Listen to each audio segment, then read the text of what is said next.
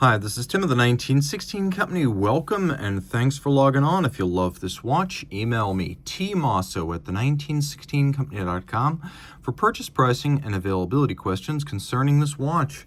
Today, we are discussing a model launched in 2025, and this example retailed in 2025.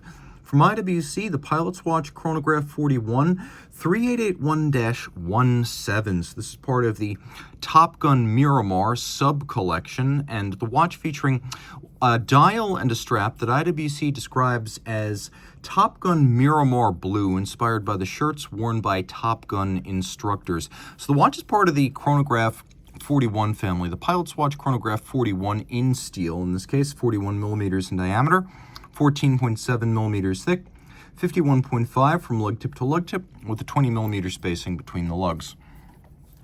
The watch is still a fairly sizable timepiece, though it's now a 41. It's not a petite thing. You can see it's got a lot of physical presence, and for an instrument-style watch that puts legibility above all else, that makes sense. It wears just fine on my 16 centimeter circumference wrist, but I feel like you need a wrist my size or larger to really wear this well.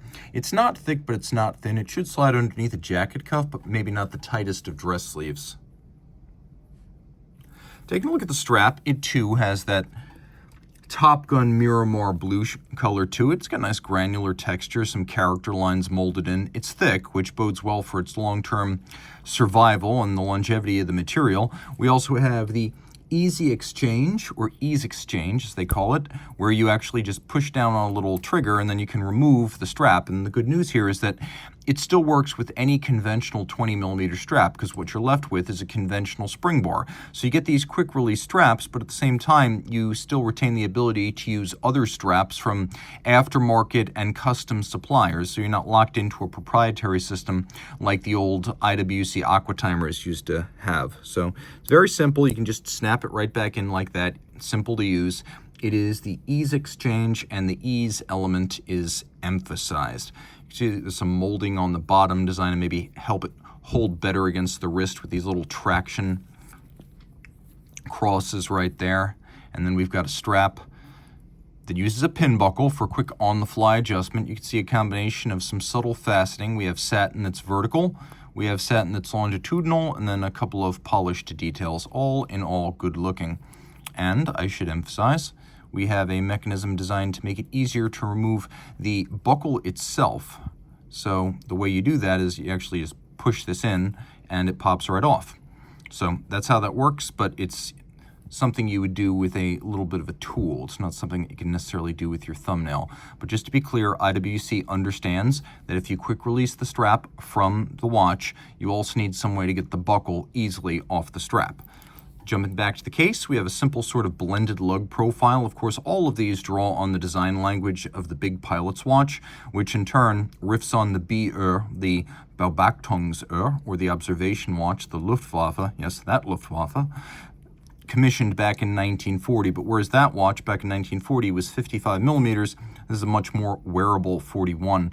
We have some subtlety here in the expansion of the bevel over the lug hood. We have satin finish that is longitudinal on the side. It's sort of a circular satin across the lug hoods.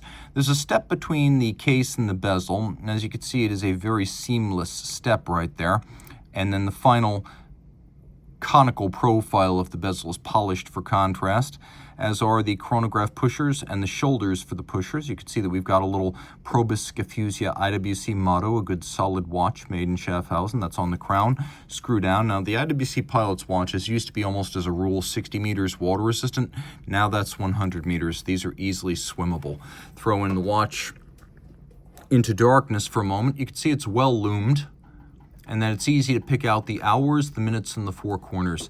Now, the dial features that same Top Gun Miramar blue, and quickly remove my fingerprints so you can better see these details. The watch has a very instrument-inspired aesthetic to it. It is a soft sort of opaline blue, so it doesn't have a bright directional sunburst metallic finish. And we've got our chronograph minutes, chronograph hours, running seconds. We have broadsword style hands, or maybe you could even call them kite hands, and a counterweighted lancet style chronograph seconds hand that's been curved a little bit, so from the front it looks straight. We have a few subsidiary setting modes. One is hacking seconds, stop the watch, set it to a reference time. The other is a double quick set mechanism that allows you to rapidly cycle and correct the day and the dates. You can easily do that like so. Screw the crown back in. By the way, I have to say that the assembly, even when fully extended, there's very little rock or wobble here. This is a very solidly assembled stem tube assembly, and there's very little dead angle between the time I start moving the crown and the time the minute hand actually starts moving. So in terms of the tolerances, very impressive. All right, a couple things to note. First, this is a column wheel chronograph, so you get a sharp, positive tactile sensation, and a little bit of that distinctive column wheel snap, which is music to the ears of watch collectors. You can see here, the column wheel is almost like a hybrid of a column wheel and a cam. It's almost like a column wheel has been flattened, but officially this is a column wheel chrono. And because this is based on some of the principles of the Valjoux 7750, it's considered a drop-in replacement for the 7750.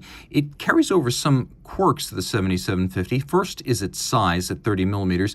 The other is the use of an oscillating pinion, which you can see just below this little hole in the winding bridge. And the idea there is that it's a very compact type of lateral clutch, and it's endemic to the 7750. But what it also allows is an almost seamless engagement of the chronograph seconds hand. Despite being a type of lateral clutch, it has such a tiny pinion that the free play is almost invisible. It doesn't have that big forward leap that you get on the chronograph seconds hand of a conventional lateral clutch. So this movement right here is built by IWC, but I believe it to have been designed by Volfleurier, which is a Richemont company movement clearinghouse, not on the scale of ETA, but they design movements to provide supplementary watchmaking capabilities to various kinds of brands within Richemont, like, for example, Piaget or IWC or Panerai, when they need some backup on the watchmaking front. Now, of course, this is using IWC standard of decoration. I believe IWC actually makes and assembles and regulates the parts. You can see IWC applies a 5-position high horology adjustment. It's a 33 joule movement. It's automatic winding with a bidirectional magic lever style pawl-based winding system. And it does feature 46 hours of power reserve, and you can see the watch features 2 different regulation systems. One is a very fine eccentric screw micrometric regulation, and then the other is Edicron for timing adjustment and beat error correction. It's a good-looking movement and worthy of a display case back. IWC also describes the watch as having some sort of soft iron shroud to the movement to give it some anti-magnetic qualities. And that's certainly possible if it does have a soft iron shroud like the Vacheron Overseas. You don't necessarily need a solid case back or a full encompassing iron cage to get some of those paramagnetic and anti-magnetic benefits. And if that sounds like a kind of a contradiction, paramagnetic means it attracts magnetism, and the idea is that the paramagnetic material will attract the magnetic field lines and bend them, if you will, around the movement, relieving the hairspring and the escapement of exposure to the magnetic fields. That's how you have paramagnetic material around the watch to achieve anti-magnetic ends of protecting the hairspring, if you get my drift. If you love this watch, reach out to Team Mosso at the 1916company.com for purchase and pricing details.